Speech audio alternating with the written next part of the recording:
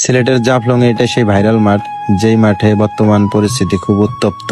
BSF এখানে এসে সুবিধা করতে পারে নাই, পালাইতে বাধ্য হয়েছে। আসসালামু আলাইকুম দর্শক, ওই যে পাহাড় দেখতে পাচ্ছেন সেটা হলো ভারতের পাহাড়, আর এই যে মাঠটা দেখতে পাচ্ছেন এই মাঠটা হলো বাংলাদেশের। ইদানিং এই মাঠটা ভারতের বিএসএফ দাবি করতেছে শেখ হাসিনা সরকার নাকি 2015 সালে এই মাঠ চুক্তি বিনিময় করে ভারতকে দিয়ে দিছে। আসলে এটা ভুয়া, বাজে মন্তব্য এবং মিথ্যা প্রচারণা। ভারতের কাজই হইল পাশের দেশের ভূখণ্ড দখল করা। আমরা কোনোভাবেই এই ভূখণ্ড দখল হতে দিব না।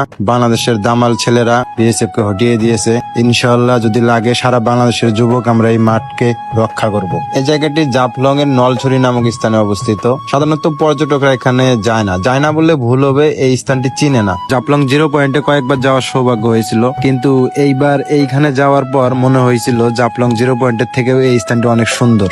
এই মাঠ থেকে ওই দূরের পাহাড়ের 3টি ঝর্ণা দেখা যায়।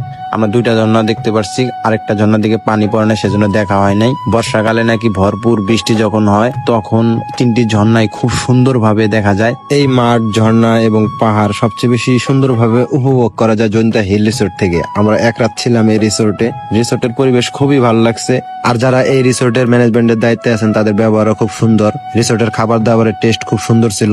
সবচেয়ে বড় কথা হলো ঝর্ণা, মাঠ, এই পাহাড় দিয়ে আপনার পয়সা উসুল হয়ে যাবে। যারা সিলেটের জাফলংয়ে ঘুরতে যাবেন তারা এই জায়গাটি মিস করবেন না, অবশ্যই যাবেন, মন ভালো হয়ে যাবে। বর্তমান না যাওয়াই উত্তম হবে, কারণ জায়গাটা নিয়ে ক্যাচাল চলতেছে। শান্তি ফিরে আসলে অবশ্যই যাবেন। ভালো থাকবেন, সুস্থ থাকবেন, আল্লাহ হাফেজ।